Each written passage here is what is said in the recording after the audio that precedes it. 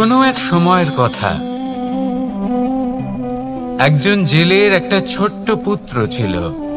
সে ভাবল যে আমি আমার বাবার মতোই মাছ ধরব। তখন সে একটা লাঠি নিল, তাতে দড়ি বাঁধল, আর সেই দড়ির মুখে যে কাঁটা বিঁধে থাকে তাতে চারা ঝুলিয়ে জলে ফেললো আর বসে থাকলো। কিছু সময় পরে জলে একটি তরঙ্গ দেখা গেল। ও বুঝতে পারল খুব বড় একটা মাছ ফাঁদে পড়েছে। ও বল প্রয়োগ করলো, সেটা টানার চেষ্টা করলো। মাছও বল প্রয়োগ করলো, আর শেষে যেটা হলো সেই দড়ি ছিঁড়ে গেল আর মাছ বেঁচে পালিয়ে গেল। দেখুন, ও অনেক চেষ্টা করলো কিন্তু অসফল হলো। কখনো অধিক বল প্রয়োগ করলো, আবার কখনো কম বল, কিন্তু কিছুতেই সফল হলো না। ও পঞ্চমবার প্রচেষ্টা করলো, না বেশি বল প্রয়োগ করলো না কম, ততটাই বল প্রয়োগ করলো যতটা পর্যাপ্ত, ঠিক ততটাই বল, যতটা বল সেই মাছ প্রয়োগ করলো। আর শেষ পর্যন্ত জীবনে প্রথমবার ও মাছ ধরতে সফল হলো। এবার এই কথার সারমর্ম কি? ভারসাম্য।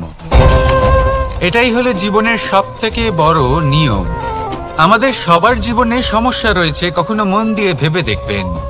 জীবনে যদি কোনো ক্ষুদ্র সমস্যা বা ছোট সমস্যা থাকে আর সেটা সমাধান করার জন্য আপনি বেশি চেষ্টা করছেন, তাহলে তার দ্বারা সমাধান হয় না, বরং আরো বিপদ বেড়ে যায়। যখন কোনো বড় সমস্যা থাকে আর আপনি কম চেষ্টা করতে থাকেন, তখন সমাধান হয় না, তা চলতেই থাকে। শুধু এটাই হলো ব্যাপার।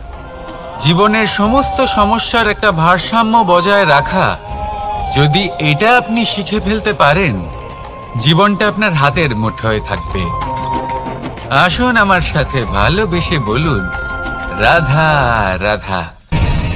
আপনি কখনো কোনো বাজকে নিজের বাসা বানাতে দেখেছেন? এই বাজ যখনই কোনো বাসা বানায়, তখন উঁচু গাছের ডালে বা কোনো পর্বতের শিখরে বাসা বানায়, অনেক উচ্চতায়, আর সেখানে তার সন্তানও জন্মগ্রহণ করে। যখন এই সন্তানেরা জন্মায়, তখন এই বাজ খুবই ভালোবেসে এবং খুব সাবধানে এদের পালন পোষণ করে। নিজের ঠোঁট দিয়ে তাদের ঠোঁটে খাবার পরিবেশন করে। কিন্তু যেই সেই সন্তানেরা হৃষ্টপুষ্ট হয়ে যায় এবং সেই কথা বাজ নিজে বুঝতে পেরে যায়, সেই বাজ নিজেই সেই বাসা ছিন্ন ভিন্ন করে দেয়। সেই সন্তান যাদের সবেমাত্র ডানা গজিয়েছে, কিভাবে উড়তে হয় তারা জানে না, সেই সন্তানগুলিকে উচ্চতা থেকে ঠেলে দেয়। সেই সন্তান প্রথমে ভয়ভীত হয়ে যায়। তারা সামনে মৃত্যুকে দেখতে পেয়ে ভয়ের কারণে তাদের ডানা ঝাপটাতে থাকে, আর সেই প্রক্রিয়াতেই সেই সন্তানগুলি উড়তে শুরু করে দেয়। এবার এই ঘটনায় আমরা কি শিক্ষা পেতে পারি? এটাই, যদি আপনি মাতা পিতা হন, তাহলে নিজের সন্তানকে অবশ্যই স্নেহ করুন, কিন্তু তাদেরকে নিজের আঁচলের তলায় বেঁধে রাখবেন না। যদি আপনি চান আপনার সন্তান জীবনে উন্নতি করুক, তাহলে নিজের মুঠো থেকে তাদের স্বতন্ত্র করে দিন। এই সংসারে সংঘর্ষ করতে দিন। সেই সন্তান নিজেই বুঝতে পারবে যে জন্মের সময় পাওয়া ডানা কি করে ব্যবহার করতে হয়। আর আপনার চোখের সামনে আপনার সন্তান এই আকাশে উড়তে থাকবে। তাহলে আসুন আমার সাথে ভালোবেসে বলুন, রাধা রাধা। কখনো কোনো চাতককে দেখেছেন? একটা চাতক বর্ষার জন্য অপেক্ষা করে। সেই বর্ষার জলে নিজের তৃষ্ণা নিবারণ করে, নয়তো সারা বছর তৃষ্ণার্ত থেকে যায়। ও আকাশের দিকে তাকিয়ে থাকে আর অপেক্ষা করে যে কবে বর্ষা হবে আর কবে আমি আমার তৃষ্ণা নিবারণ করব। সেখানে অন্যদিকে একটি কাক বা একটা পায়রা, এরা কি করে? যেখানে জল পায় পান করে নেয়, যেখানে খাবার পায় খেয়ে নেয়, আত্মীয় স্বজন বন্ধু বান্ধব যাকেই পায় তার সাথে সময় কাটায়, খাবার খায় আর চলে যায়। এবার এদের মধ্যে মিল কোথায় আর পার্থক্য কোথায়? দুজনের কাছেই ডানা রয়েছে, দুজনেই উড়তে পারে। এই আকাশ হলো ওদের, খাবারের দানা ওদের। পার্থক্য হলো তাদের অভিলাষার, পার্থক্য হলো তাদের আকাঙ্ক্ষার, পার্থক্য জীবন যাপনের ধরনের। এবার যত বেশি আকাঙ্ক্ষা থাকবে, যত দামি জীবন যাপন করার ইচ্ছে থাকবে, তত বেশি কষ্ট আপনাকে সহ্য করতে হবে। আবার অন্যদিকে জীবন যত সরল হবে, জীবন যাপন যত সরল হবে, সমস্যা ততটাই কম হবে। তাই সবসময় চেষ্টা করবেন আপনার মানসিকতা এবং আপনার জীবন যেন সরল হয়। ভালোবাসতে থাকুন। যদি কেউ আপনাকে ভালোবাসে, তাকেও আপনি ভালোবাসা ফিরিয়ে দিন। তাদের সাথে কথা বলুন, কিছু তাদের কথা শুনুন, কিছু নিজের কথা বলুন। দেখবেন সকল তাপ উত্তাপ দূর হয়ে গেছে। এটাই তো হলো জীবনের সারমর্ম। তাই প্রেমে থাকুন, ভালোবাসুন, আর ভালোবেসে আমার সাথে বলুন, রাধা রাধা। একবার একজন সাধক ওনার শিষ্যদের একটা কাজ দিলেন। একটা দুর্লভ জড়িবুটি নিয়ে আসতে বললেন। এতটাও কঠিন কাজ সেটা ছিল না, কারণ সকল শিষ্য জানতেন যে এই দুর্লভ জড়িবুটি কোথায় পাওয়া যায়। পর্বতের শিখরে। কঠিন কাজ কোনটা? সেখানে পৌঁছনোর সেই পথ, যা ছিল কাঁটায় জর্জরিত, পাথরে পরিপূর্ণ, যেখানে পিছলে পড়ার আশঙ্কা রয়েছে এবং গভীর ক্ষত পেতে পারে সবাই। এবার বেশ কয়েকজন শিষ্য গেলেন, তার মধ্যে কয়েকজনই সেই জড়িবুটি নিয়ে আসতে পারলেন। কারণটা কি ছিল? কিছু শিষ্যের মনোযোগ ছিল শুধুমাত্র লক্ষ্যের দিকে, অর্থাৎ পর্বতের সেই শিখরে। কিছু শিষ্যের মনোযোগ ছিল পথের এই সংকটগুলির ওপর। কিছুজন নিজের সমস্ত মনোযোগ, সমস্ত শক্তি কেন্দ্রীভূত করলেন শুধুমাত্র লক্ষ্যের দিকে। বাকিরা মনোনিবেশ করলেন এই সংকটের থেকে নিজেকে বাঁচাতে। কিন্তু যাদের মনোযোগ শুধু লক্ষ্যের দিকে ছিল, শুধু তারাই জড়িবুটি নিয়ে আসতে পারলেন। কারণ কি ছিল? একটা সহজ ব্যাপার যা আমাদের বুঝতে হবে। আমরা যদি লক্ষ্যে পৌঁছতে চাই, তাহলে বিপদের সম্মুখীন তো আমাদের হতেই হবে, আর কোনো বিকল্প নেই। যন্ত্রণাও হবে, পায়ে কাঁটাও হয়তো ফুটতে পারে, হয়তো পড়েও যেতে পারেন, হয়তো রক্তপাতও হতে পারে। কিন্তু তার সাথেই সাফল্য অর্জনের যে আনন্দ, সেটাও পাওয়া যায়। সেই জন্য নিজের মনোযোগ সবসময় লক্ষ্যের দিকে রাখুন, পথের সেই বিপদগুলির দিকে নয়। সত্যি কথা বলতে, এই বিপদ এটা কিছুক্ষণের, আজ আছে কাল নাও থাকতে পারে। কিন্তু যদি লক্ষ্যকে প্রাপ্ত করতে পারেন, তাহলে তার আনন্দ আপনার সাথে সারা জীবন রয়ে যাবে। তাহলে লক্ষ্য প্রাপ্ত করুন আর আমার সাথে ভালোবেসে বলুন, রাধা রাধা। আমরা কখন উচিত কাজ করি, কখন অনুচিত কাজ করি, কখন পুণ্য করি আর কখন পাপ করি, কখন ন্যায়ের পথে চলি আবার কখন অন্যায়ের পথে চলি, তা দুজন ব্যক্তি বুঝতে পারেন, পরমাত্মা আর অন্তরাত্মা। এবার প্রত্যেক মুহূর্তে কি হয় পরমাত্মা সবই জানেন, তার কাছে কিছুই গোপন নয়। কিন্তু প্রত্যেক মুহূর্তে আপনার কি করা উচিত, সেটা উনি এসে আপনাকে বলতে পারবেন না। সেই জন্য আমাদের ভেতরে অন্তরাত্মা আছে, আমাদেরই চেতনার একটি অংশ।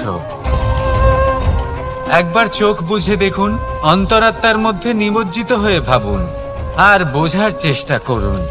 এই অন্তরাত্মা সবসময় আপনাকে শুভ কাজ করার জন্য প্রেরিত করেন আর অশুভ কাজ করা থেকে বিরত করেন। এই অন্তরাত্মার কথা মানতে থাকুন।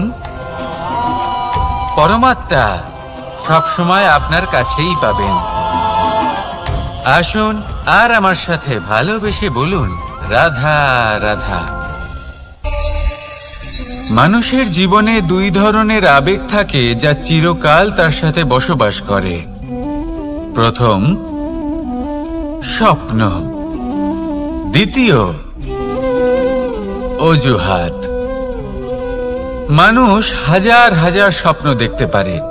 আমাকে এই কাজ করতে হবে, আমাকে ওখানে ঘুরতে যেতে হবে, আমায় জীবনে এই অসম্ভব কাজ বাস্তবায়িত করে দেখাতে হবে, আদি ইত্যাদি। এবার ঠিক যেমন স্বপ্ন দেখেন সেইভাবে অজুহাতও খুঁজে নিয়ে আসেন। আমি এই স্বপ্ন পূরণ করতে পারলাম না, কারণ আমাকে কেউ সাহায্যই করল না, কারণ আমি দুর্বল হয়ে পড়েছিলাম, কারণ আমার কাছে সময়ই ছিল না, আদি ইত্যাদি। এবার সাফল্য এবং অসফলতার মাঝখানে এই ধরনের সংঘর্ষ হতে থাকে।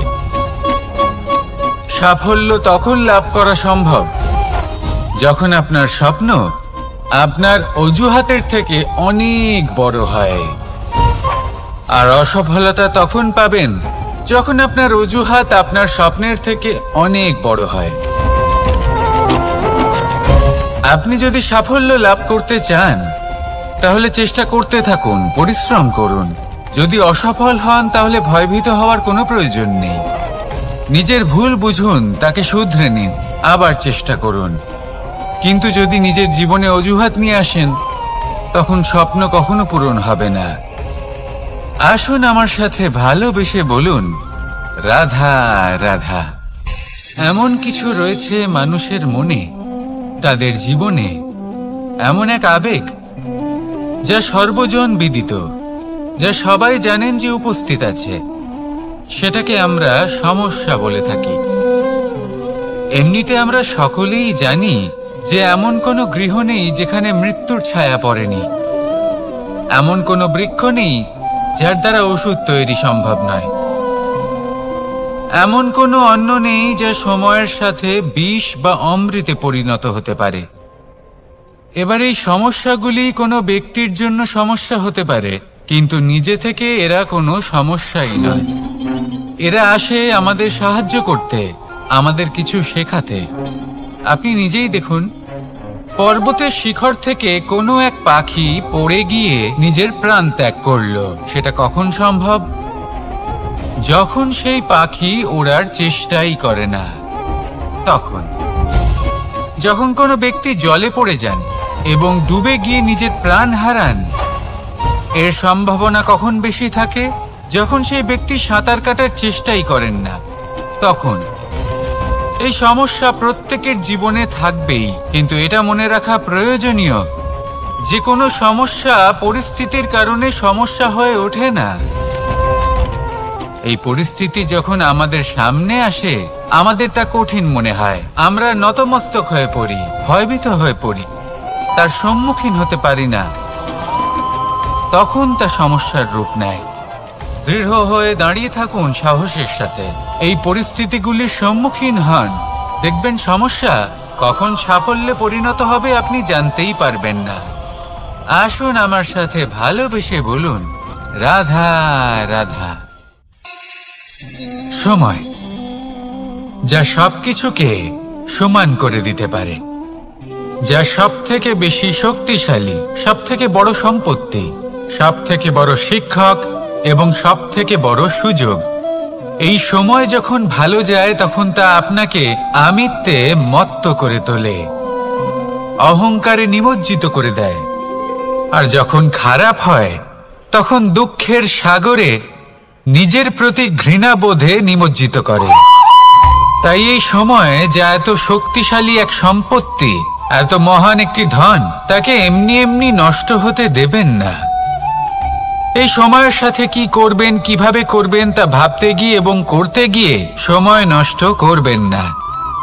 যদি আপনি এই সময় নষ্ট করেন তাহলে সময়ও নিশ্চিত করবে যে আপনার সাথে কি করা উচিত। তাই সময়ের সদ্ব্যবহার করুন আর আমার সাথে ভালোবেসে বলুন, রাধা রাধা। আমরা সকলে শক্তি অনুভব করতে চাই। এবার যদি আপনাকে জিজ্ঞেস করা হয় যে সবথেকে বেশি শক্তির অনুভব কোথা থেকে করা সম্ভব, তখন কেউ কেউ বলবেন পুষ্টিকর আহার গ্রহণ করলে, ব্যায়াম করলে, কেউ বলবেন ধন লাভ করলে, বন্ধুদের থেকে, পরিবারের থেকে, আদি ইত্যাদি। এইভাবে আপনি শক্তির অনুভব অবশ্যই করতে পারেন, কিন্তু সবথেকে বেশি শক্তির অনুভব যদি আপনি করতে চান তাহলে তা পাবেন শুধু একতার দ্বারা, সংগঠনের দ্বারা। যদি আপনাকে উদাহরণ দিই, নিজের এই হাতটাকে দেখুন, 5টা আঙুল রয়েছে। কোনো একটা বস্তুকে নিজের একটা আঙুল দ্বারা তুলে ধরার চেষ্টা করে দেখুন, বড়ই কষ্ট হবে। তখন আপনি বুঝতে পারবেন যখন এই 5টি আঙুল একত্রিত হয় তখন কোনো কাজ কতটা সহজ হতে পারে। এটাই হলো শক্তি, একতার। সব থেকে ভালো উদাহরণ যদি আপনাকে দিই তাহলে বাঁশি। এই বাঁশি থেকে অত্যন্ত মধুর সুর নির্গত হয় যা সবার মন প্রসন্ন করে দেয়।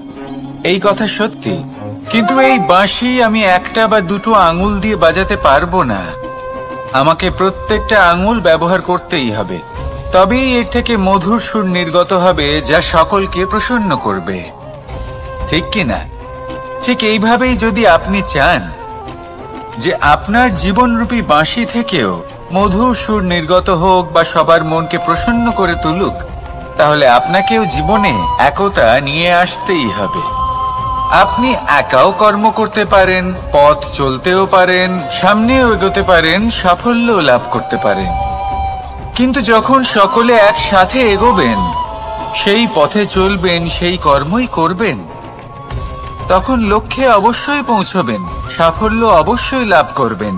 কিন্তু সেই সাফল্য এবং তার আনন্দর সংমিশ্রণটাই একটু অন্যরকম হবে।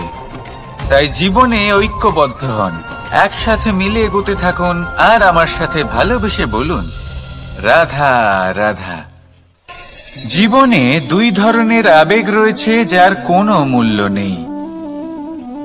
আমার কথার অর্থ এটা নয় যে এদের কোনো গুরুত্ব নেই, গুরুত্ব যথেষ্টই রয়েছে, শুধু এদের জন্য আপনাকে কোনো মূল্য দিতে হয় না। প্রথম আবেগ হলো আনন্দ, প্রসন্নতা। এটা আপনি যে কোনো জায়গায় খুঁজে পেতে পারেন যদি আপনি খুঁজে পেতে চান। আপনি কোনো পুষ্পের সৌন্দর্য দেখে প্রসন্ন হতে পারেন। বায়ুর কারণে যখন একটি বৃক্ষ শিহরিত হয় সেটা দেখে আপনি প্রসন্ন হতে পারেন। একটা ছোট্ট শিশুর কলরব শুনেও আপনি প্রসন্ন হতে পারেন। একটা ক্রন্দনরত বালককে হাসিয়ে আপনি প্রসন্ন হতে পারেন। সবকিছু আপনার উপর নির্ভরশীল। সেখানে আরেকটি আবেগ হলো দুশ্চিন্তা। মানুষ বড়ই দুশ্চিন্তা করতে থাকে। আজ আমি এই কাজ করেছি, সেই বিষয়ে চিন্তা। আজ আমি এই কাজ করতে পারিনি, সেই বিষয়ে চিন্তা। কাল আমাকে এই কাজ করতে হবে, সেই নিয়ে চিন্তা। আমি কি সেই কাজটা করতে পারবো, সেই বিষয়ে দুশ্চিন্তা। চিন্তা সর্বত্র রয়েছে, যার জন্য মূল্য দিতে হয় না। যত চান আপনি একত্রিত করতে পারেন। একটা গুরুত্বপূর্ণ কথা মনে রাখবেন, প্রসন্নতা জীবনের একটা নতুন সূত্রপাত। সেখানে দুশ্চিন্তা হলো জীবনের চিতার সমান। এবার এই দুটি আবেগ হলো মূল্যহীন, দুটোই আপনার সামনে আছে। কোনটা চয়ন করবেন আপনি, দুশ্চিন্তা নাকি প্রসন্নতা? সিদ্ধান্ত আপনারই। আসুন আর আমার সাথে ভালোবেসে বলুন, রাধা রাধা। ধন, সম্পত্তি, এগুলো আসলে কি? এগুলো শুধু সেই মূল্য যার দ্বারা আমরা কোনো কিছু অর্জন করতে পারি।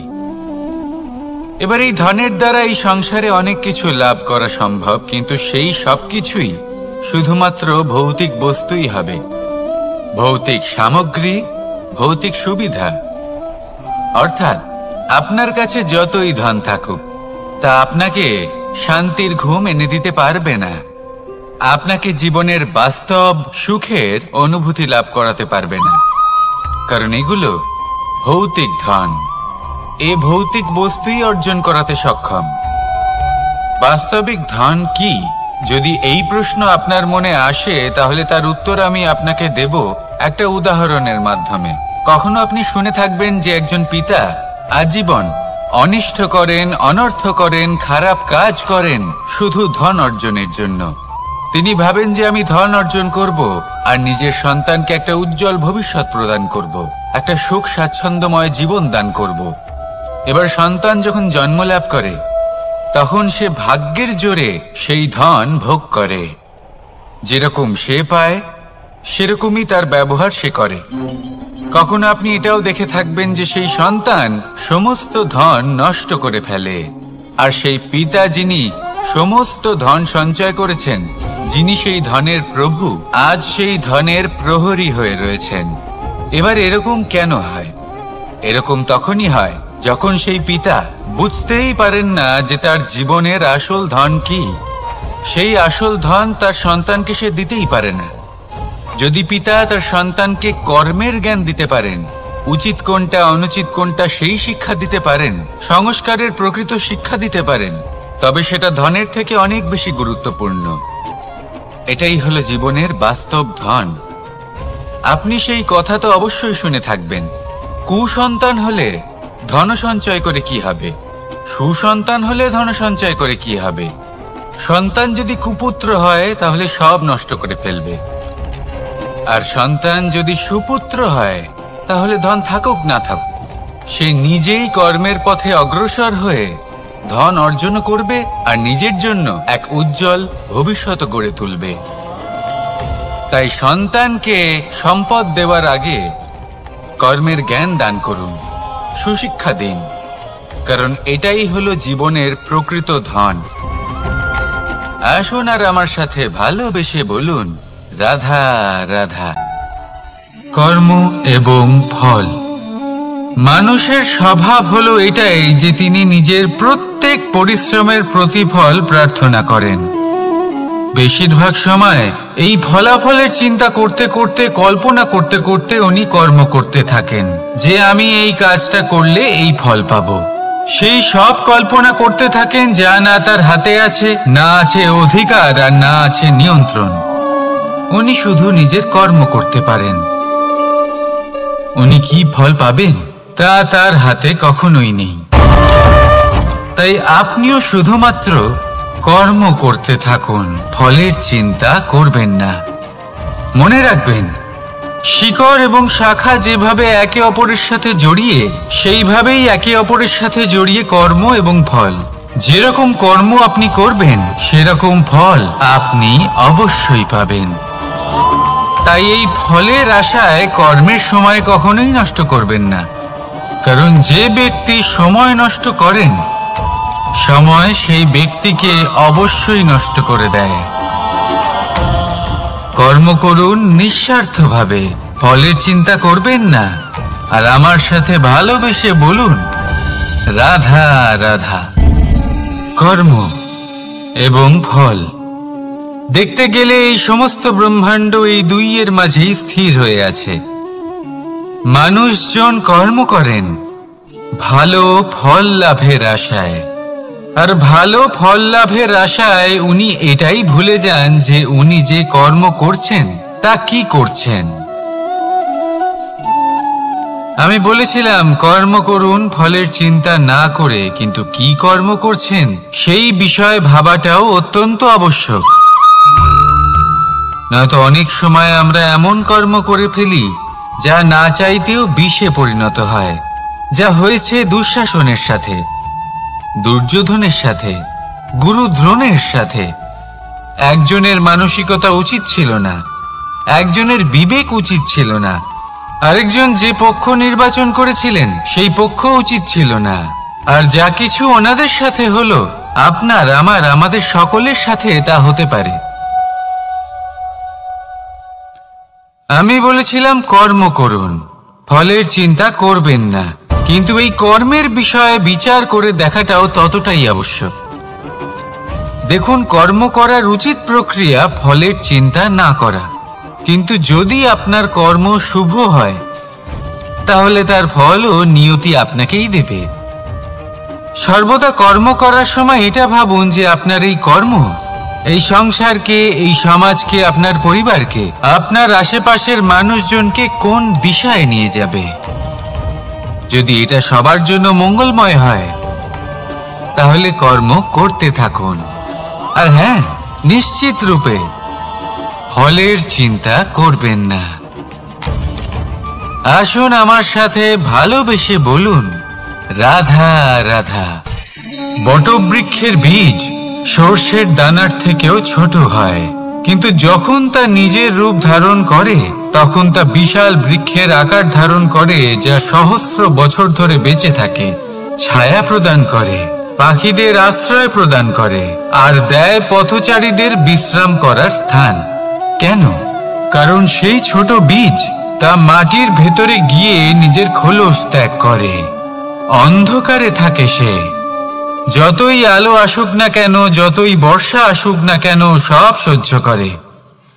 আর তারপরে একটা চারা গাছ অঙ্কুরিত হয়, তারপর ধীর গতিতে একটা বিশাল বৃক্ষতে পরিণত হয়। দেখুন, জীবনে কঠিন সময় আসে, এই জন্য নয় যে আপনি হার মেনে নেবেন, এই জন্য আসে যাতে আপনি ভবিষ্যৎ নির্মাণের জন্য নিজেকে তৈরি করতে পারেন। যদি কঠিন সময়ে আপনি ওই বীজের মতো দৃঢ় হয়ে থাকতে পারেন, তাহলে আপনিও একদিন সেই বিশাল বৃক্ষের মতো নিজের অস্তিত্ব গড়ে তুলতে পারবেন, যা সহস্র বছর পর্যন্ত মনে রাখা হবে। আসুন আমার সাথে ভালোবেসে বলুন, রাধা রাধা।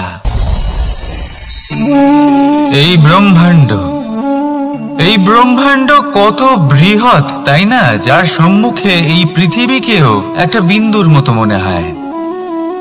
আর এই পৃথিবীতে আমরা কে হই, আমাদের আকার কি রকম, আমাদের অস্তিত্বই বা কি? যখন আমরা এভাবে ভাবি তখন মনে হয় আমরা কিছুই নই। তা আমরা যখন কিছুই নই, তাহলে আমরা এত চিন্তা করি কেন? কি ভেবে ভয় পাই? কাকেই বা এত ভয় পাই? কে আমাদের মারতে পারে আর কেই বা আমাদের জন্ম দেবে? আত্মার আসলে না কখনো জন্ম হয় আর না কখনো মৃত্যু। আত্মা শুধুই শরীর বদল করে। আপনি, আমি, আমরা সকলে এই শরীর নয়, আমরা হলাম আত্মা, যা হলো পরম আত্মার পরম অঙ্গ। সেই জন্য মনে রাখবেন, বাইরের কোথাও দেখবেন না, নিজের অন্তরের গভীরে গিয়ে দেখুন, আত্মাকে উপলব্ধি করতে শিখুন। ক্লেশ, ভয়, চিন্তা, এই সব কিছুর থেকে নিজেকে দূরে রাখুন, তাহলেই উপলব্ধি করতে পারবেন পরমাত্মা কে। তাহলে আসুন আমার সাথে ভালোবেসে বলুন, রাধা রাধা।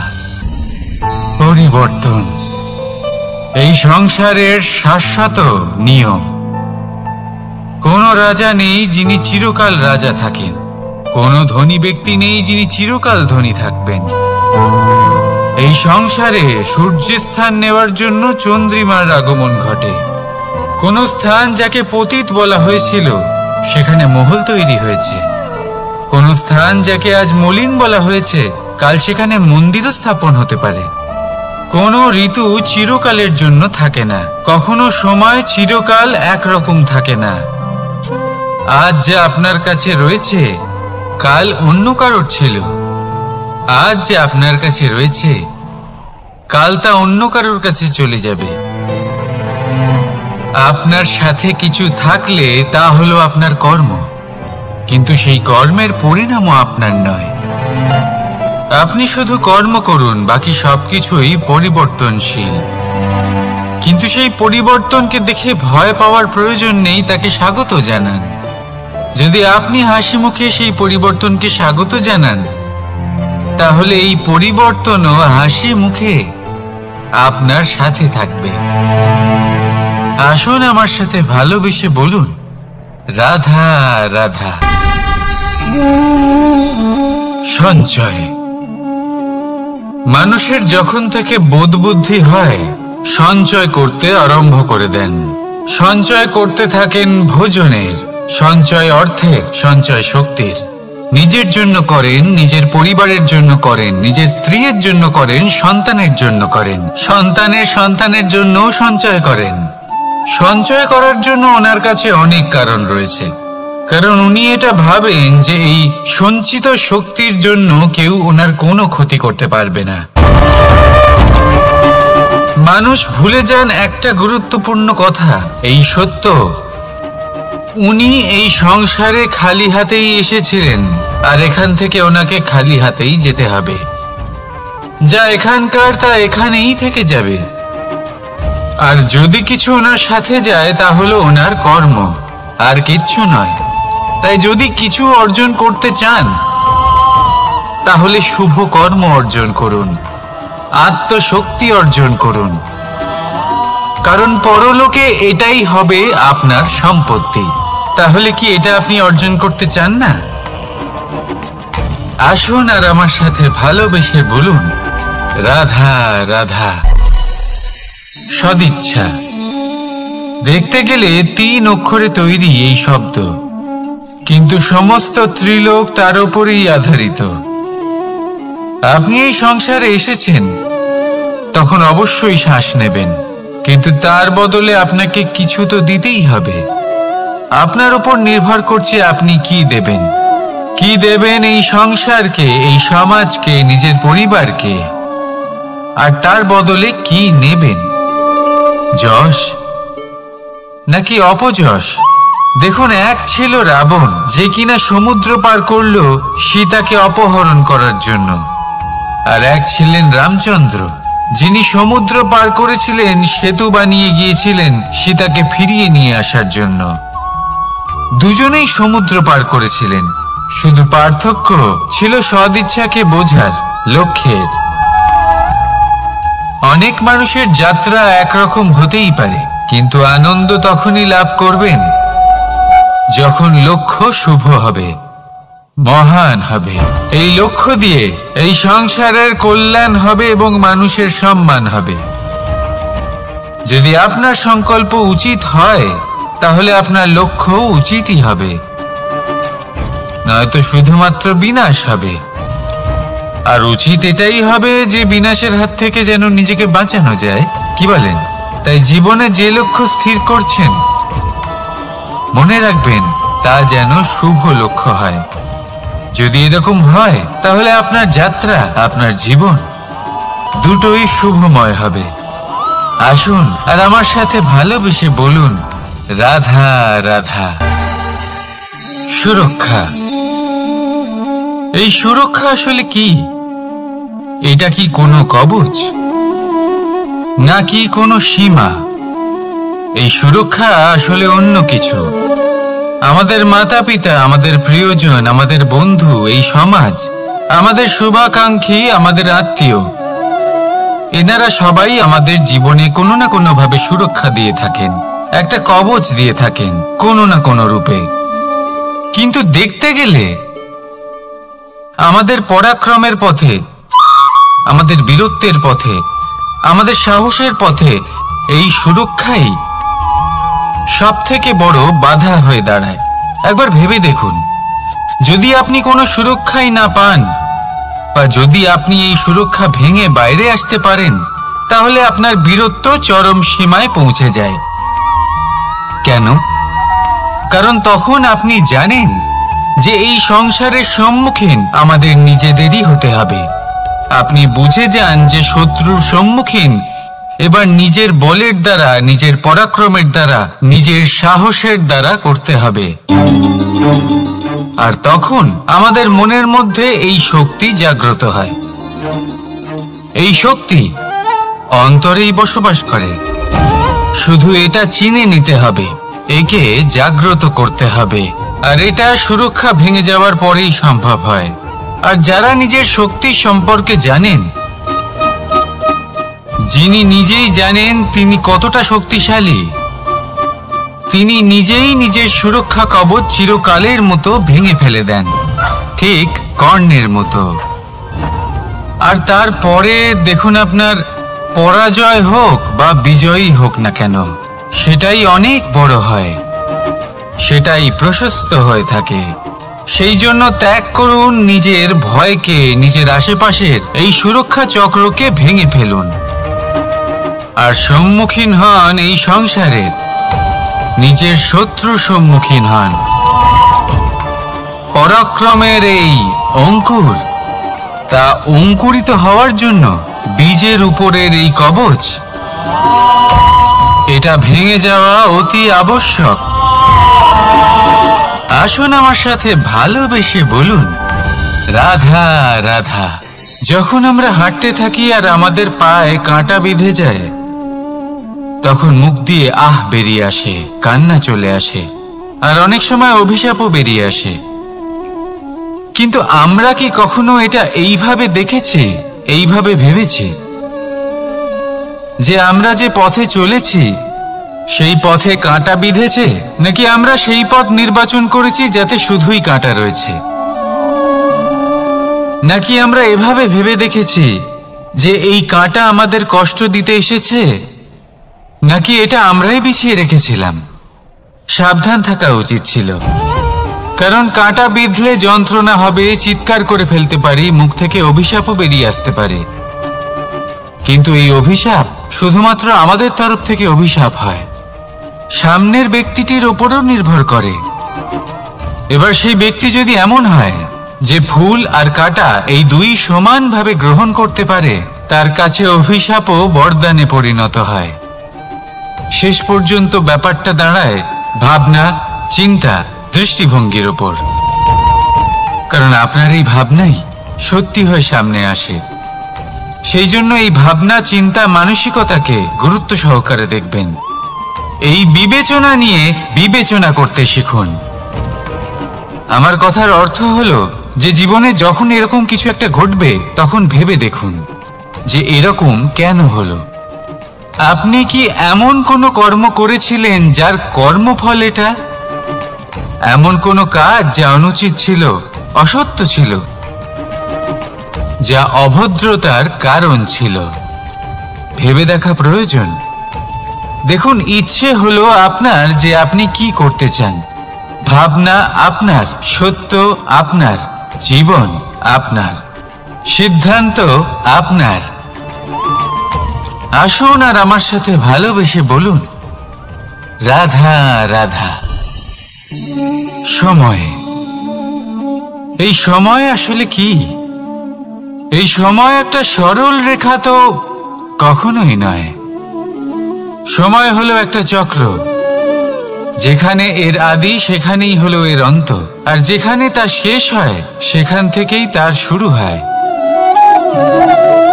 এই সময় একটা অত্যন্ত বিচিত্র চিন্তা, বিচিত্র ভাবনা, একটা বিচিত্র বস্তু যা কেউ বুঝতে পারেন না।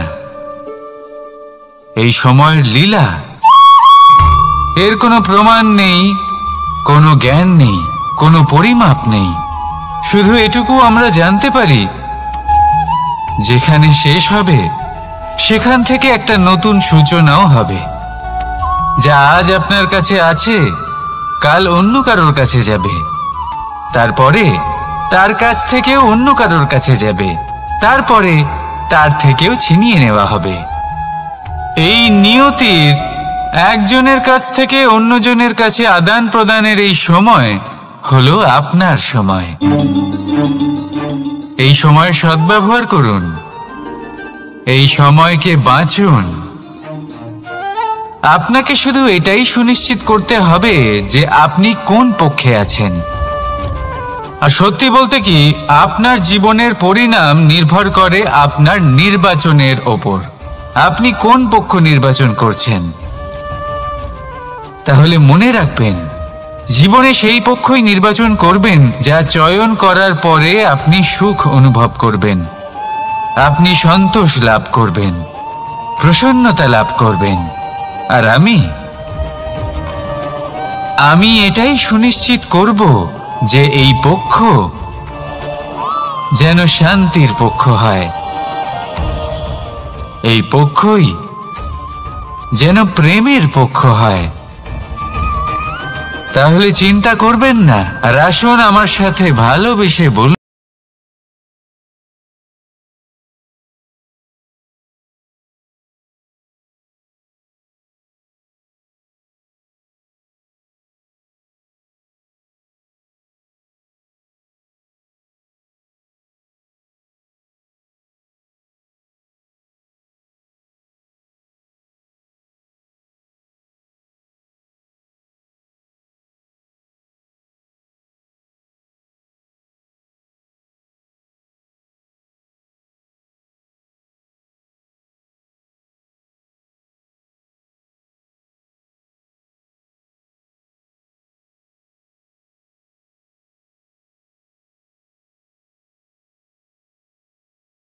কিছু মানুষ বলেন যে নিরন্তর কাজ করলে, পুরুষার্থ পালন করলে এই জীবন বদলে ফেলা সম্ভব। আজ আমি আপনাকে বোঝাবো যে এক মুহূর্ত, সময় আর সিদ্ধান্ত কতটা গুরুত্বপূর্ণ হয়। এক মুহূর্তই যথেষ্ট। একটা মুহূর্ত এত শক্তিশালী হতে পারে যে তা আপনার সমগ্র জীবন পাল্টে দিতে পারে।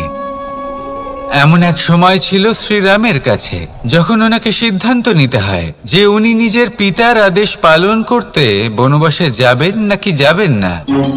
উনি সেই আদেশ পালন করেছিলেন, তারপর সময় অনুসারে উপযুক্ত সিদ্ধান্ত নিলেন। আর আজ সকলের মনে বসবাস করেন শ্রীরাম। আর অন্যদিকে আছে রাবণ। ওনার কাছে একটা সময় ছিল, একটা সুযোগ ছিল নিজের প্রারব্ধকে শুভ করে তোলার। উনি ভুল করলেন আর মৃত্যু লাভ করলেন।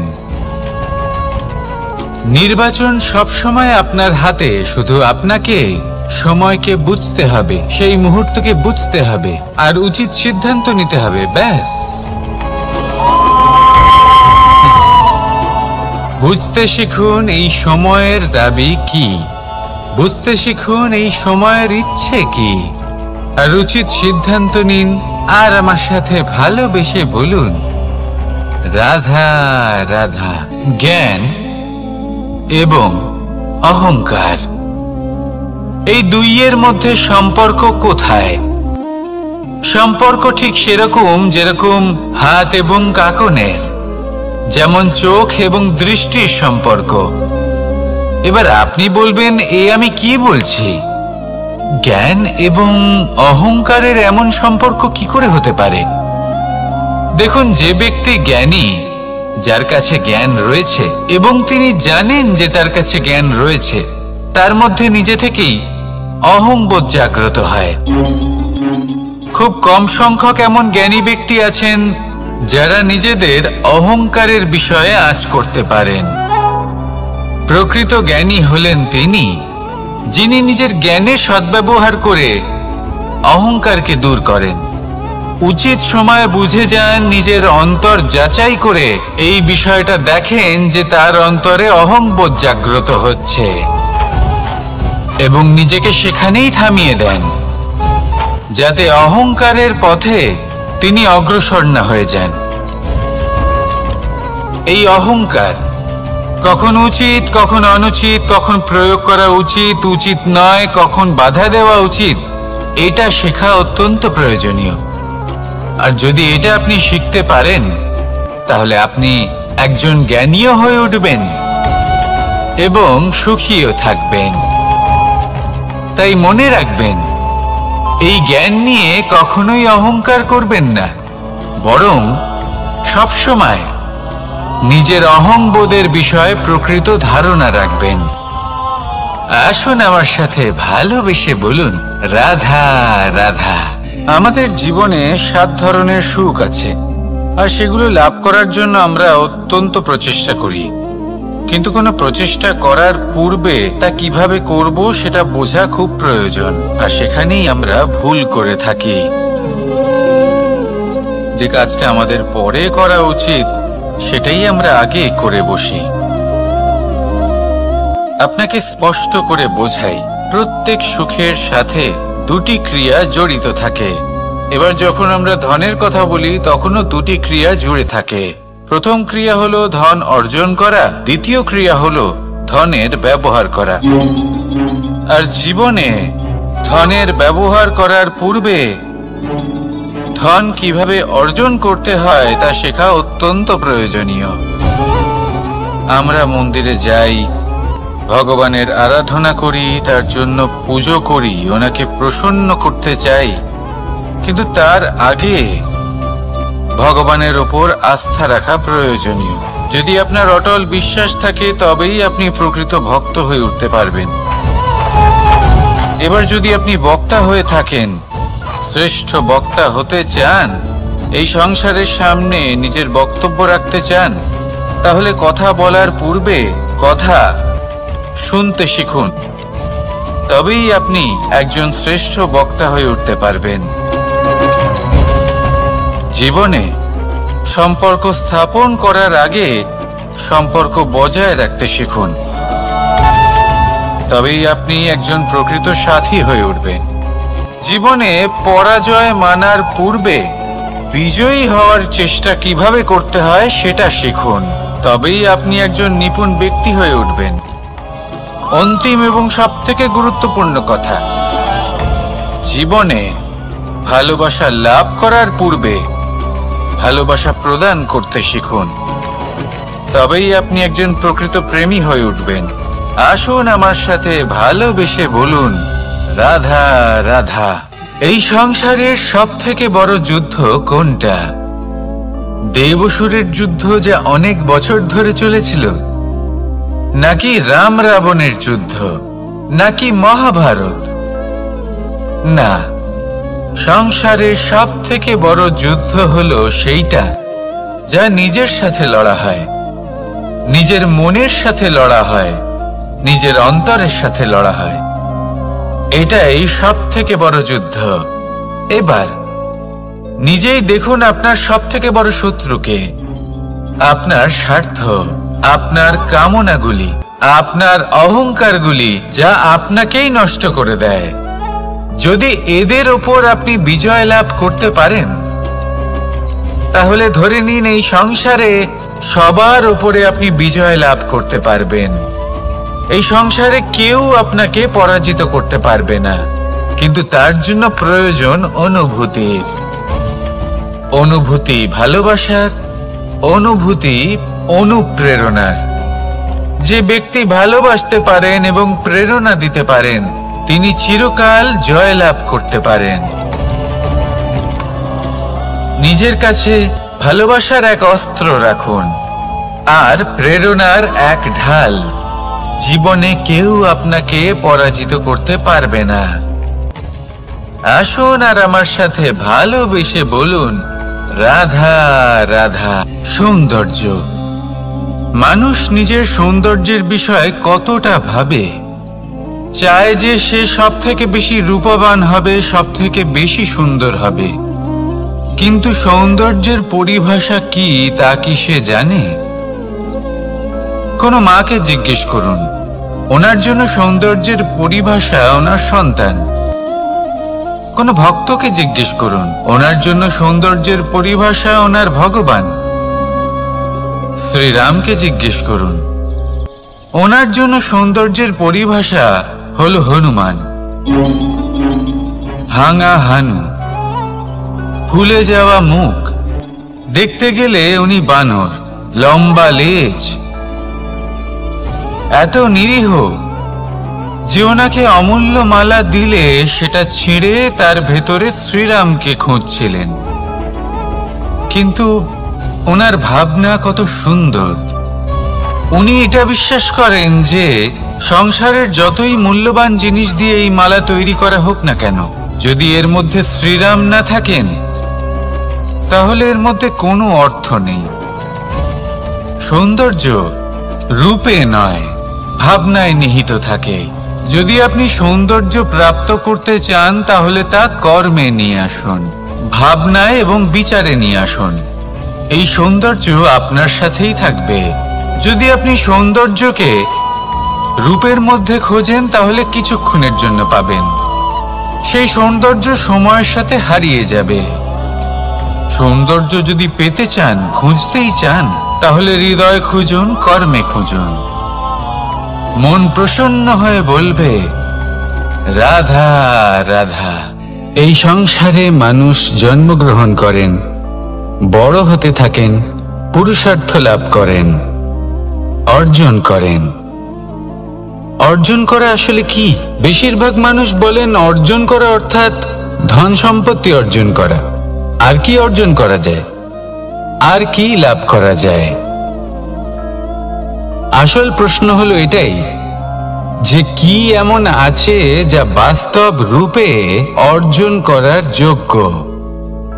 তা হলো ব্যবহার, জ্ঞান এবং সন্তোষ। কেন? কারণ আপনি যখন এই সংসার ছেড়ে চলে যাবেন, তখন আপনার ধন সম্পত্তি আপনাকে বিদায় জানাতে আসবে না। আপনাকে বিদায় জানাতে আসবে আপনার আপনজন, যাদের সাথে আপনার সুসম্পর্ক ছিল। সমগ্র সংসারে সহস্র মানুষ ধন অর্জন করে থাকেন। শ্রেষ্ঠ মানুষ হলেন তিনি যিনি ব্যবহার, জ্ঞান এবং সন্তোষ অর্জন করে থাকেন, একে সকলের মধ্যে বিতরণ করেন। তাই এটাই করুন আর আমার সাথে ভালোবেসে বলুন, রাধা রাধা। সেই কখন থেকে এই পুস্তকটিকে দেখছি, কিন্তু এর থেকে আমি কোনো জ্ঞান লাভ করতেই পারছি না। এবার আপনি বলবেন যে আজ কেমন বিচিত্র কথা বলছি আমি। যদি এই পুস্তক থেকে আমাকে জ্ঞান লাভ করতে হয়, তাহলে শুধুই তাকিয়ে থাকলে হবে না। আমাকে এই পুস্তককে খুলতে হবে, পড়তে হবে, তাকে বুঝতে হবে, তবেই তো জ্ঞান প্রাপ্তি হবে। বড়ই সহজ একটা ব্যাপার, কিন্তু একে যাপন করা অত্যন্ত কঠিন, তাই না? আপনি নিজেকেই দেখে নিন। আপনার কাছে অনেক জ্ঞান রয়েছে। সহজ থেকে সহজতর জ্ঞানের কথা যদি বলি, আপনি এটুকু তো জানেন যে সত্যি কথা বলা ভালো কাজ, দান করা হলো পুণ্যের কাজ। আপনি জানেন যে পরিশ্রম করলে সাফল্য আসবে। এই জ্ঞান তো আমাদের কাছে রয়েছে, এমন অনেক জ্ঞান আমাদের কাছে রয়েছে, কিন্তু আলস্যের কারণে, অবহেলা করে আমরা শুধু এই জ্ঞান প্রয়োগ করতে পারি না, এই জ্ঞান যাপন করতে পারি না, একে আচরণে প্রয়োগ করতে পারি না, সেই জন্য দুঃখী হয়ে যাই। তাই আপনার কাছে যা যা জ্ঞান আছে, যা যা জ্ঞান আপনি লাভ করেছেন, সেই জ্ঞান যাপন করা শুরু করুন, জীবনে প্রয়োগ করতে শুরু করুন। এই মন প্রত্যেকটি মুহূর্তে প্রসন্ন থাকবে, আর লক্ষ্য প্রাপ্ত করে এই মন বলবে, রাধা রাধা।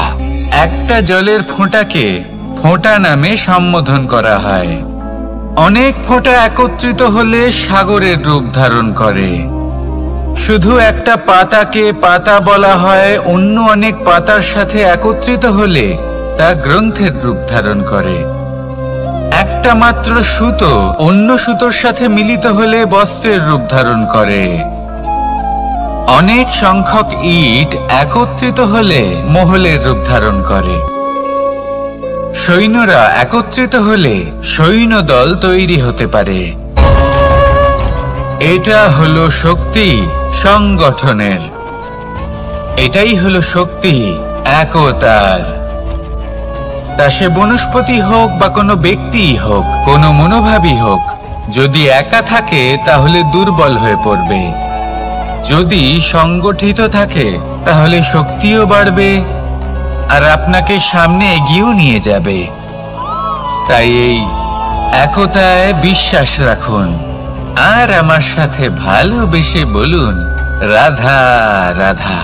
এমন কিছু রয়েছে মানুষের মনে, তাদের জীবনে এমন এক আবেগ যা সর্বজন বিদিত, যা সবাই জানেন যে উপস্থিত আছে, সেটাকে আমরা সমস্যা বলে থাকি। এমনিতে আমরা সকলেই জানি যে এমন কোনো গৃহ নেই যেখানে মৃত্যুর ছায়া পড়েনি, এমন কোনো বৃক্ষ নেই যার দ্বারা ওষুধ তৈরি সম্ভব নয়, এমন কোনো অন্ন নেই যা সময়ের সাথে বিষ বা অমৃতে পরিণত হতে পারে। এবার এই সমস্যাগুলি কোনো ব্যক্তির জন্য সমস্যা হতে পারে, কিন্তু নিজে থেকে এরা কোনো সমস্যাই নয়। এরা আসে আমাদের সাহায্য করতে, আমাদের কিছু শেখাতে। আপনি নিজেই দেখুন, পর্বতের শিখর থেকে কোনো এক পাখি পড়ে গিয়ে নিজের প্রাণ ত্যাগ করলো। সেটা কখন সম্ভব? যখন সেই পাখি ওড়ার চেষ্টাই করে না। তখন যখন কোনো ব্যক্তি জলে পড়ে যান এবং ডুবে গিয়ে নিজের প্রাণ হারান, এর সম্ভাবনা কখন বেশি থাকে? যখন সেই ব্যক্তি সাঁতার কাটার চেষ্টাই করেন না। তখন এই সমস্যা প্রত্যেকের জীবনে থাকবেই, কিন্তু এটা মনে রাখা প্রয়োজনীয় যে কোনো সমস্যা পরিস্থিতির কারণে সমস্যা হয়ে ওঠে না। এই পরিস্থিতি যখন আমাদের সামনে আসে, আমাদের তা কঠিন মনে হয়। আমরা নতমস্তক হয়ে পড়ি, ভয়ভীত হয়ে পড়ি, তার সম্মুখীন হতে পারি না। তখন তা সমস্যার রূপ নেয়। দৃঢ় হয়ে দাঁড়িয়ে থাকুন সাহসের সাথে, এই পরিস্থিতিগুলির সম্মুখীন হন। দেখবেন সমস্যা কখন সাফল্যে পরিণত হবে আপনি জানতেই পারবেন না। আসুন আমার সাথে ভালোবেসে বলুন, রাধা রাধা। এই সংসারে কখনো কোনো ব্যক্তিকে তার বাইরের পোশাক দেখে বিচার করার চেষ্টা করবেন না। এটা খুব বড় ভুল করবেন। যেমন আমরা জীবনে অনেক সময় এমন করি। ধরুন কোথাও একটা গাছ দেখলাম, খুব বিশাল আকারের একটা গাছ, যেটা মাটির থেকে অনেক উঁচুতে পৌঁছে গেছে, যার বিশাল শাখা আছে। সেগুলো দেখে আমরা ভাবি যে এই গাছে হয়তো কত সুস্বাদু ফল আছে। আমরা সেই গাছের পরিচর্যা করতে থাকি। আবার অন্যদিকে হলো একটি তৃণ, যেটা মাটি থেকে কিছুটা উঁচুতে পৌঁছেছে, কিন্তু সেই তৃণর নিচে, মাটির নিচে অত্যন্ত সুস্বাদু ফল বা সবজি জন্ম নেয়, যা আমাদের স্বাস্থ্যের পক্ষে অত্যন্ত উপকারী। সেই জন্য কখনো আবরণ দেখে কাউকে বিচার করতে চেষ্টা করবেন না। তার বদলে এটা বোঝার চেষ্টা করুন যে আপনার সামনে যে ব্যক্তি আছে বা বস্তু আছে, তার বিশেষত্ব কি।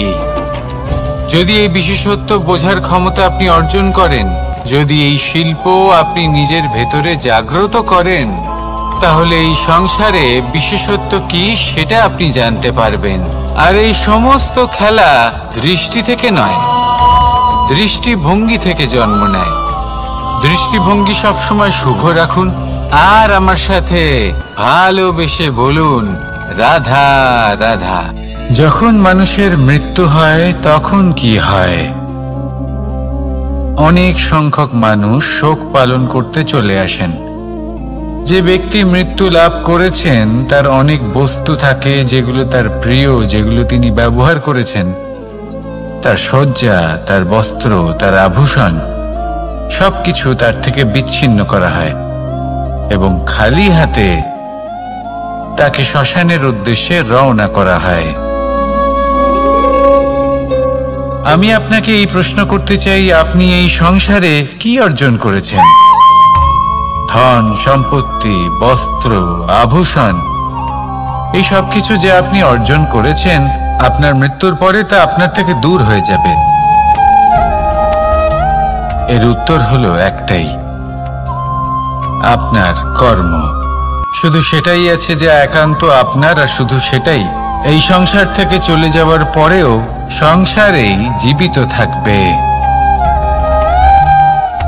যদি আপনি দুষ্কর্ম করেন, তাহলে এই সংসার আপনাকে একটি অনুচিত উদাহরণ হিসেবে মনে রাখবে যে এই ব্যক্তি খুব পাপী ছিল, অনুচিত কর্ম করতেন। যে পথে তিনি চলেছেন সেই পথে কারোর চলা উচিত নয়। সেখানেই যদি আপনি সৎকর্ম করেন, তাহলে সংসার চিরকাল এটাই বলবে যে খুব ভালো মানুষ ছিলেন, সবাইকে ভালোবাসতেন, সবাইকে সাহায্য করতেন, আমার খুব প্রিয় মানুষ ছিলেন। এটাই হলো শ্রেষ্ঠ কর্ম।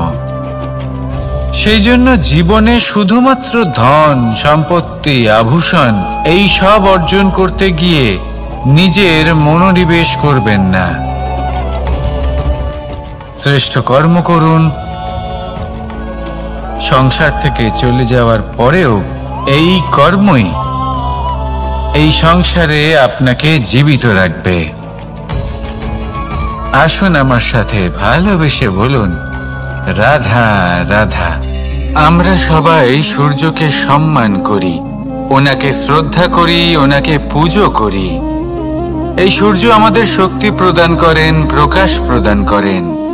কখনো কখনো উষ্ণতা এতটাই বাড়িয়ে তোলেন, এতটাই তপ্ত করে তোলেন, আমাদের একথা মনে হয় যে আমাদের এই শরীর জ্বলে যাচ্ছে। তখনও আমরা বিরোধিতা করি না, তাকে কটু কথা শোনাই না, আমরা সসম্মানে তা গ্রহণ করি। কেন? কেন করি? কারণ আমরা জানি যে সন্ধেবেলা যখন সূর্যাস্ত হবে তখন শুধুমাত্র অন্ধকার বাকি থাকবে। ঠিক কিছুটা এরকমই হয় আমাদের মাতা পিতাও, যিনি আমাদের জন্ম দেন, আমাদের ভরণ পোষণ করেন, আমাদের বড় করেন, আমাদের প্রেম প্রদান করেন। কখনো কখনো তাদের মুখ থেকে কটু কথা নিঃসৃত হয়, আমাদের দুঃখ হয়, কিন্তু তখন আমাদের এটা বোঝা উচিত এগুলি নিঃসৃত হচ্ছে আমাদেরই মঙ্গলের জন্য। যেমন সূর্যদেব, উনিও উত্তাপ দিয়ে থাকেন আমাদেরই মঙ্গলের জন্য, যাতে ফসল পাকতে পারে, যাতে জল বাষ্প হয়ে মেঘ হতে পারে, বৃষ্টি হতে পারে, আর এই সংসারে নিরন্তর জলের প্রবাহ থাকে। আমাদের মাতা পিতা, তাদের কঠোর আচরণ, তাদের কঠোর অনুশাসনের পেছনে লুকিয়ে থাকে ওনাদের ভালোবাসা। আমাদের তা বুঝতে হবে, সসম্মানে ওনাদের গ্রহণ করতে হবে। কারণ ঠিক সূর্যাস্তের পরে যেমন চতুর্দিক অন্ধকারচ্ছন্ন হয়ে যায়, তেমনি আমাদের জীবন থেকে যখন আমাদের মাতা পিতা চলে যায় তখন আমাদের জীবনেও শুধু এবং শুধুমাত্র অন্ধকারই ছেয়ে থাকে। সেই জন্য নিজের মাতা পিতাকে সম্মান করুন, ওনাদের ভালোবাসা প্রদান করুন।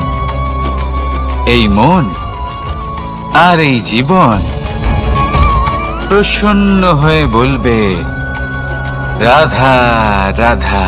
কিছু মানুষ বলেন যে নিরন্তর কাজ করলে, পুরুষার্থ পালন করলে এই জীবন বদলে ফেলা সম্ভব। আজ আমি আপনাকে বোঝাবো যে এক মুহূর্ত, সময় আর সিদ্ধান্ত কতটা গুরুত্বপূর্ণ হয়। এক মুহূর্তই যথেষ্ট। একটা মুহূর্ত এত শক্তিশালী হতে পারে যে তা আপনার সমগ্র জীবন পাল্টে দিতে পারে। এমন এক সময় ছিল শ্রীরামের কাছে, যখন ওনাকে সিদ্ধান্ত নিতে হয় যে উনি নিজের পিতার আদেশ পালন করতে বনবাসে যাবেন নাকি যাবেন না। উনি সেই আদেশ পালন করেছিলেন, তারপর সময় অনুসারে উপযুক্ত সিদ্ধান্ত নিলেন। আর আজ সকলের মনে বসবাস করেন শ্রীরাম। আর অন্যদিকে আছে রাবণ। ওনার কাছে একটা সময় ছিল, একটা সুযোগ ছিল নিজের প্রারব্ধকে শুভ করে তোলার। উনি ভুল করলেন আর মৃত্যু লাভ করলেন। নির্বাচন সবসময় আপনার হাতে, শুধু আপনাকে সময়কে বুঝতে হবে, সেই মুহূর্তকে বুঝতে হবে আর উচিত সিদ্ধান্ত নিতে হবে, ব্যাস। বুঝতে শিখুন এই সময়ের দাবি কি, বুঝতে শিখুন এই সময়ের ইচ্ছে কি, আর উচিত সিদ্ধান্ত নিন। আর আমার সাথে ভালোবেসে বলুন রাধা রাধা। জ্ঞান এবং অহংকার, এই দুইয়ের মধ্যে সম্পর্ক কোথায়? সম্পর্ক ঠিক সেরকম যেরকম হাত এবং কাঁকনের, যেমন চোখ এবং দৃষ্টির সম্পর্ক। এবার আপনি বলবেন, এ আমি কি বলছি? জ্ঞান এবং অহংকারের এমন সম্পর্ক কি করে হতে পারে? দেখুন, যে ব্যক্তি জ্ঞানী, যার কাছে জ্ঞান রয়েছে এবং তিনি জানেন যে তার কাছে জ্ঞান রয়েছে, তার মধ্যে নিজে থেকেই অহংবোধ জাগ্রত হয়। খুব কম সংখ্যক এমন জ্ঞানী ব্যক্তি আছেন যারা নিজেদের অহংকারের বিষয়ে আঁচ করতে পারেন। প্রকৃত জ্ঞানী হলেন তিনি, যিনি নিজের জ্ঞানের সদ্ব্যবহার করে অহংকারকে দূর করেন।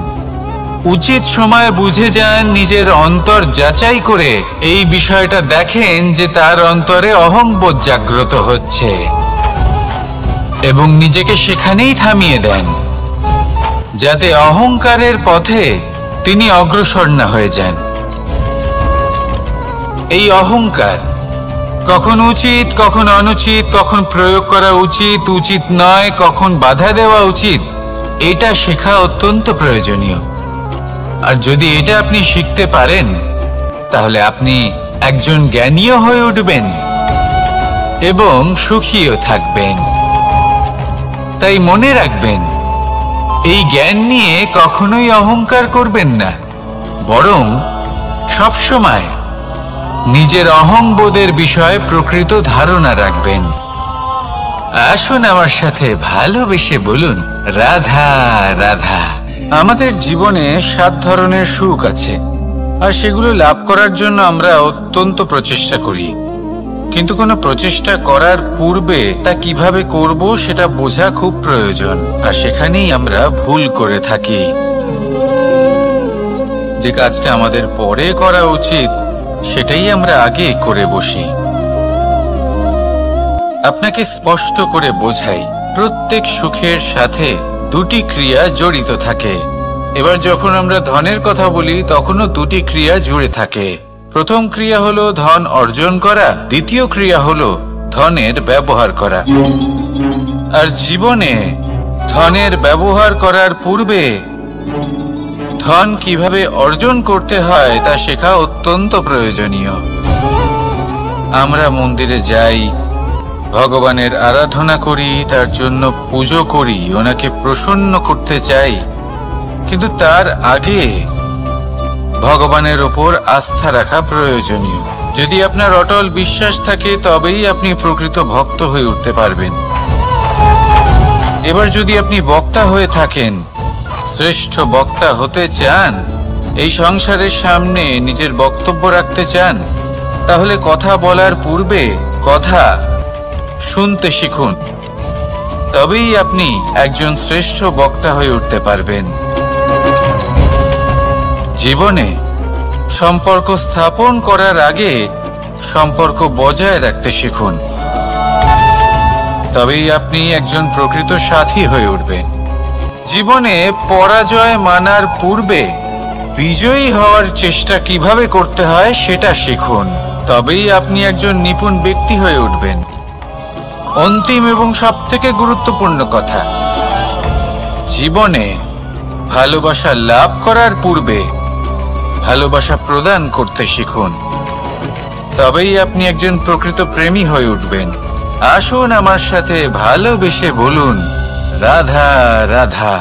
এই সংসারের সবথেকে বড় যুদ্ধ কোনটা? দেব-অসুরের যুদ্ধ যা অনেক বছর ধরে চলেছিল, নাকি রাম রাবণের যুদ্ধ, নাকি মহাভারত? না, সংসারের সবথেকে বড় যুদ্ধ হলো সেইটা যা নিজের সাথে লড়া হয়, নিজের মনের সাথে লড়া হয়, নিজের অন্তরের সাথে লড়া হয়। এটাই সবথেকে বড় যুদ্ধ। এবার নিজেই দেখুন আপনার সবথেকে বড় শত্রুকে। আপনার স্বার্থ, আপনার কামনাগুলি, আপনার অহংকারগুলি, যা আপনাকেই নষ্ট করে দেয়। যদি এদের ওপর আপনি বিজয় লাভ করতে পারেন, তাহলে ধরে নিন এই সংসারে সবার ওপরে আপনি বিজয় লাভ করতে পারবেন। এই সংসারে কেউ আপনাকে পরাজিত করতে পারবে না, কিন্তু তার জন্য প্রয়োজন অনুভূতির। অনুভূতি ভালোবাসার, অনুভূতি অনুপ্রেরণার। যে ব্যক্তি ভালোবাসতে পারেন এবং প্রেরণা দিতে পারেন, তিনি চিরকাল জয় লাভ করতে পারেন। নিজের কাছে ভালোবাসার এক অস্ত্র রাখুন আর প্রেরণার এক ঢাল। জীবনে কেউ আপনাকে পরাজিত করতে পারবে না। আসুন আর আমার সাথে ভালোবেসে বলুন, রাধা রাধা। সৌন্দর্য। মানুষ নিজের সৌন্দর্যের বিষয়ে কতটা ভাবে, চায় যে সে সব থেকে বেশি রূপবান হবে, সব থেকে বেশি সুন্দর হবে। কিন্তু সৌন্দর্যের পরিভাষা কি তা কি সে জানে? কোনো মাকে জিজ্ঞেস করুন, ওনার জন্য সৌন্দর্যের পরিভাষা ওনার সন্তান। কোনো ভক্তকে জিজ্ঞেস করুন, ওনার জন্য সৌন্দর্যের পরিভাষা ওনার ভগবান। শ্রীরামকে জিজ্ঞেস করুন, ওনার জন্য সৌন্দর্যের পরিভাষা হলো হনুমান। ভাঙা হানু, ফুলে যাওয়া মুখ, দেখতে গেলে উনি বানর, লম্বা লেজ, এত নিরীহ যে ওনাকে অমূল্য মালা দিলে সেটা ছিঁড়ে তার ভেতরে শ্রীরামকে খুঁজছিলেন। কিন্তু ওনার ভাবনা কত সুন্দর। উনি এটা বিশ্বাস করেন যে সংসারের যতই মূল্যবান জিনিস দিয়ে এই মালা তৈরি করা হোক না কেন, যদি এর মধ্যে শ্রীরাম না থাকেন তাহলে এর মধ্যে কোনো অর্থ নেই। সৌন্দর্য রূপে নয়, ভাবনায় নিহিত থাকে। যদি আপনি সৌন্দর্য প্রাপ্ত করতে চান তাহলে তা কর্মে নিয়ে আসুন, ভাবনায় এবং বিচারে নিয়ে আসুন। এই সৌন্দর্য আপনার সাথেই থাকবে। যদি আপনি সৌন্দর্যকে রূপের মধ্যে খোঁজেন তাহলে কিছুক্ষণের জন্য পাবেন, সেই সৌন্দর্য সময়ের সাথে হারিয়ে যাবে। সৌন্দর্য যদি পেতে চান, খুঁজতেই চান, তাহলে হৃদয় খুঁজুন, কর্মে খুঁজুন। মন প্রসন্ন হয়ে বলবে রাধা রাধা। এই সংসারে মানুষ জন্মগ্রহণ করেন, বড় হতে থাকেন, পুরুষার্থ লাভ করেন, অর্জন করেন। অর্জন করা আসলে কি? বেশিরভাগ মানুষ বলেন অর্জন করা অর্থাৎ ধন সম্পত্তি অর্জন করা। আর কি অর্জন করা যায়? আর কি লাভ করা যায়? আসল প্রশ্ন হলো এটাই যে কি এমন আছে যা বাস্তব রূপে অর্জন করার যোগ্য। তা হলো ব্যবহার, জ্ঞান এবং সন্তোষ। কেন? কারণ আপনি যখন এই সংসার ছেড়ে চলে যাবেন তখন আপনার ধন সম্পত্তি আপনাকে বিদায় জানাতে আসবে না। আপনাকে বিদায় জানাতে আসবে আপনার আপনজন, যাদের সাথে আপনার সুসম্পর্ক ছিল। সমগ্র সংসারে সহস্র মানুষ ধন অর্জন করে থাকেন। শ্রেষ্ঠ মানুষ হলেন তিনি যিনি ব্যবহার, জ্ঞান এবং সন্তোষ অর্জন করে থাকেন, একে সকলের মধ্যে বিতরণ করেন। তাই এটাই করুন আর আমার সাথে ভালোবেসে বলুন রাধা রাধা। সেই কখন থেকে এই পুস্তকটিকে দেখছি, কিন্তু এর থেকে আমি কোনো জ্ঞান লাভ করতেই পারছি না। এবার আপনি বলবেন যে আজ কেমন বিচিত্র কথা বলছি আমি। যদি এই পুস্তক থেকে আমাকে জ্ঞান লাভ করতে হয় তাহলে শুধুই তাকিয়ে থাকলে হবে না। আমাকে এই পুস্তককে খুলতে হবে, পড়তে হবে, তাকে বুঝতে হবে, তবেই তো জ্ঞান প্রাপ্তি হবে। বড়ই সহজ একটা ব্যাপার, কিন্তু একে যাপন করা অত্যন্ত কঠিন, তাই না? আপনি নিজেকেই দেখে নিন। আপনার কাছে অনেক জ্ঞান রয়েছে। সহজ থেকে সহজতর জ্ঞানের কথা যদি বলি, আপনি এটুকু তো জানেন যে সত্যি কথা বলা ভালো কাজ, দান করা হলো পুণ্যের কাজ। আপনি জানেন যে পরিশ্রম করলে সাফল্য আসবে। এই জ্ঞান তো আমাদের কাছে রয়েছে, এমন অনেক জ্ঞান আমাদের কাছে রয়েছে, কিন্তু আলস্যের কারণে, অবহেলা করে আমরা শুধু এই জ্ঞান প্রয়োগ করতে পারি না, এই জ্ঞান যাপন করতে পারি না, একে আচরণে প্রয়োগ করতে পারি না, সেই জন্য দুঃখী হয়ে যাই। তাই আপনার কাছে যা যা জ্ঞান আছে, যা যা জ্ঞান আপনি লাভ করেছেন, সেই জ্ঞান যাপন করা শুরু করুন, জীবনে প্রয়োগ করতে শুরু করুন। এই মন প্রত্যেকটি মুহূর্তে প্রসন্ন থাকবে, আর লক্ষ্য প্রাপ্ত করে এই মন বলবে রাধা রাধা। একটা জলের ফোঁটাকে ফোঁটা নামে সম্বোধন করা হয়। অনেক ফোঁটা একত্রিত হলে সাগরের রূপ ধারণ করে। শুধু একটা পাতাকে পাতা বলা হয়, অন্য অনেক পাতার সাথে একত্রিত হলে তা গ্রন্থের রূপ ধারণ করে। একটা মাত্র সুতো অন্য সুতোর সাথে মিলিত হলে বস্ত্রের রূপ ধারণ করে। অনেক সংখ্যক ইট একত্রিত হলে মহলের রূপ ধারণ করে। সৈন্যরা একত্রিত হলে সৈন্যদল তৈরি হতে পারে। এটা হলো শক্তি সংগঠনের, এটাই হলো শক্তি একতার। তা সে বনস্পতি হোক বা কোনো ব্যক্তি হোক, কোনো মনোভাবই হোক, যদি একা থাকে তাহলে দুর্বল হয়ে পড়বে। যদি সংগঠিত থাকে তাহলে শক্তিও বাড়বে আর আপনাকে সামনে এগিয়েও নিয়ে যাবে। তাই এই একতায় বিশ্বাস রাখুন আর আমার সাথে ভালোবেসে বলুন, রাধা রাধা। এমন কিছু রয়েছে মানুষের মনে, তাদের জীবনে এমন এক আবেগ যা সর্বজন বিদিত, যা সবাই জানেন যে উপস্থিত আছে। সেটাকে আমরা সমস্যা বলে থাকি। এমনিতে আমরা সকলেই জানি যে এমন কোনো গৃহ নেই যেখানে মৃত্যুর ছায়া পড়েনি, এমন কোনো বৃক্ষ নেই যার দ্বারা ওষুধ তৈরি সম্ভব নয়,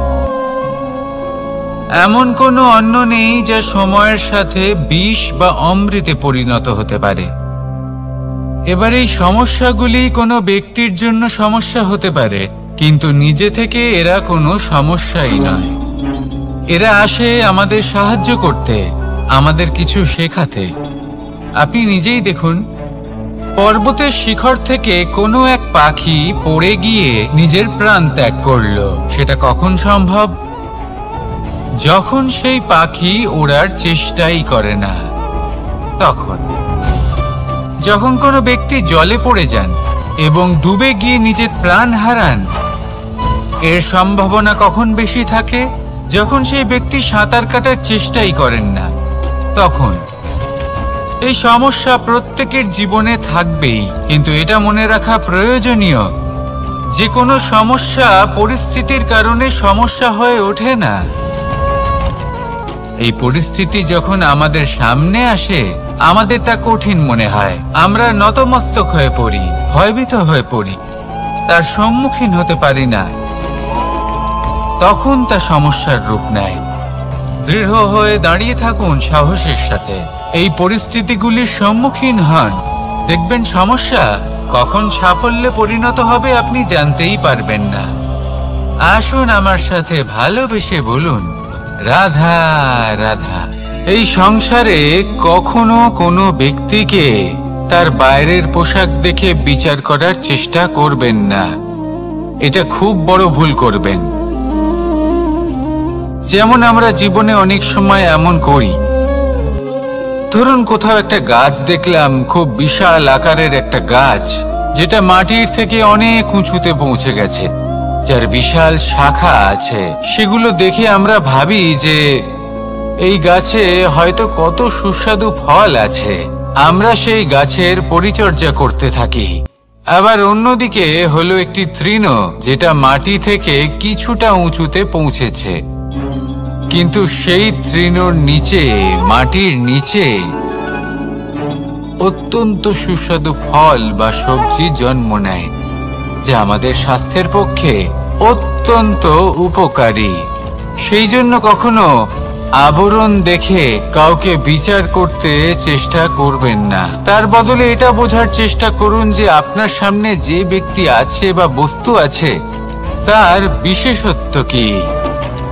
যদি এই বিশেষত্ব বোঝার ক্ষমতা আপনি অর্জন করেন, যদি এই শিল্প আপনি নিজের ভেতরে জাগ্রত করেন, তাহলে এই সংসারে বিশেষত্ব কি সেটা আপনি জানতে পারবেন। আর এই সমস্ত খেলা দৃষ্টি থেকে নয়, দৃষ্টিভঙ্গি থেকে জন্ম নেয়।